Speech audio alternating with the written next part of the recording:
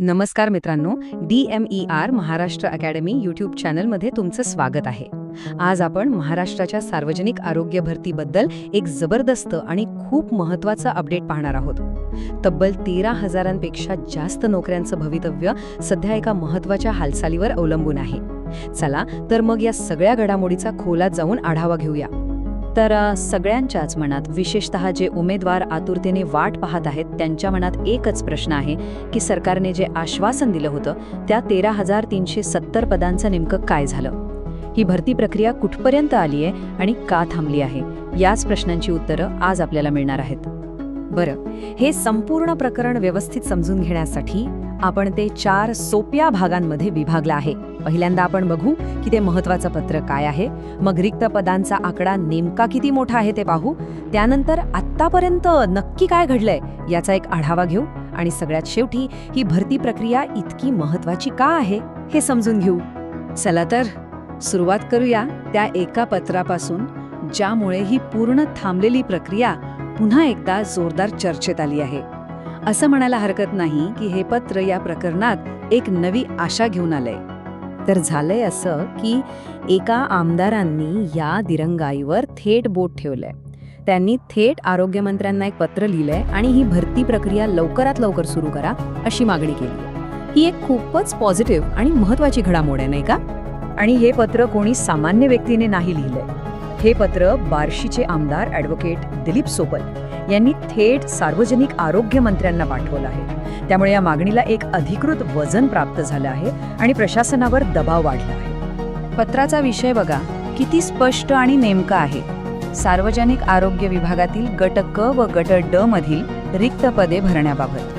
म्हणजे यात दुसरी कोणतीही फापट पसारा नाही, थेट मुद्द्याला हात घातला आहे, ज्यामुळे या प्रकरणाचं गांभीर्य लगेच लक्षात येतं. चला आता पुढच्या भागाकडे वळूया आणि बघूया की ही समस्या खरंच किती मोठी आहे. जेव्हा आपण आकडे बघू तेव्हा परिस्थितीची तीव्रता आपल्या सगळ्यांच्याच लक्षात येईल. तर एकूण आकडा आहे 13,370.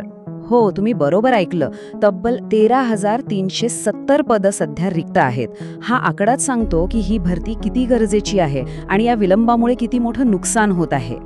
आता या आकड्याचं वर्गीकरण पाहिलं तर गट क मध्ये म्हणजे क्लर्क आणि टेक्निकल स्टाफमध्ये 8,480 पदं रिकामी आहेत आणि गट ड मध्ये म्हणजे शिपाई आणि इतर मदतनीस वर्गात 4,890 पदं रिक्त आहेत. यावरून हेच दिसतंय की रुग्णालयांचा जो रोजचा कारभार चालतो तो चालवणाऱ्या कर्मचाऱ्यांचीच किती प्रचंड कमतरता आहे. ठीक आहे, तर मग या आमदारांना हे पत्र लिहिण्याची वेळ काय आली, याच्या मागे काय घडलंय? चला आता या प्रकरणाची पार्श्वभूमी जरा समजून घेऊया. तर ही घटनांची साखळी जरा बघा. नोव्हेंबर 2023 मध्ये मंत्र्यांनी भरतीची घोषणा केली, छान. पण त्यानंतर अनेक महिने हा प्रस्ताव केवळ वित्त विभागाच्या मंजुरीसाठी अडकून पडला आणि आता शेवटी जानेवारी 2024 मध्ये या प्रक्रियेला गती देण्यासाठी आमदारांना थेट पत्र लिहावं लागलंय. म्हणजे या सगळ्या दिरंगाईमधला सगळ्यात मोठा अडथळा आहे तो म्हणजे फायनान्स डिपार्टमेंटची मंजुरी. पण एक चांगली बातमी अशी आहे की ही फाईल आता मंजुरीच्या शेवटच्या टप्प्यात आहे असं कळतंय. त्यामुळे एकदा का ही मंजुरी मिळाली की भरतीच्या जाहिरातीचा मार्ग मोकळा होईल. मित्रांनो, अशा सखोल संशोधनावर आधारित व्हिडिओ आणि डॉक्युमेंटरी तयार करण्यासाठी आमची टीम दिवस रात्र मेहनत घेत असते. जर तुम्हाला आमचं काम उपयुक्त, अर्थपूर्ण आणि मूल्यवान वाटत असेल तर या UPI QR कोडद्वारे मनापासून छोटीशी मदत करून तुम्ही आमच्या या प्रवासात सहभागी होऊ शकता. चला आता आपण शेवटच्या आणि सगळ्यात महत्त्वाच्या भागाकडे येऊया. ही भरती प्रक्रिया इतकी आवश्यक का आहे आणि याचा परिणाम कोणाकोणावर होतोय? याचे 2 मोठे परिणाम आहेत. एकीकडे रुग्णालयांमध्ये जे कर्मचारी सध्या काम करत आहेत त्यांच्यावर कामाचा प्रचंड ताण आहे आणि साहजिकच याचा परिणाम नागरिकांना मिळणाऱ्या आरोग्य सेवेच्या क्वालिटीवर होऊ शकतो. आणि दुसरीकडे हजारो हुशार, पात्र तरुण तरुणी नोकरीच्या आशेवर दिवस काढत आहेत. त्यामुळे ही भरती फक्त आरोग्य व्यवस्थेसाठी नाही तर राज्यातील रोजगारासाठीही अत्यंत महत्त्वाची आहे. तर मित्रांनो, सगळ्यात मोठा प्रश्न आता हाच आहे की ह्या आमदार महोदयांच्या पत्रानंतर प्रशासकीय चक्र खरंच वेगाने फिरतील का? आणि हजारो उमेदवारांची ही जी इतक्या दिवसांची प्रतीक्षा आहे ती अखेर संपेल का?